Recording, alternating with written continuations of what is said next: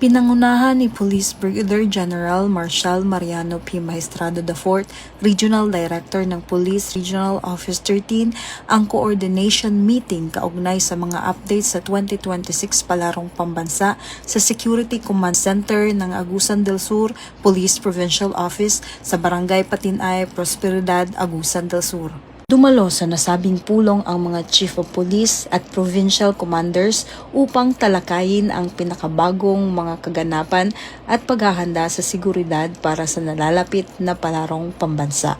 Patuloy na pinapaigting ng PRO 13 ang kanilang mga hakbang sa seguridad at koordinasyon upang matiyak ang ligtas, maayos at matagumpay na pagsasagawa ng palaro habang nagbibigay ng ligtas at magiliw na kapaligiran para sa lahat ng kalahok, panauhin at manonood.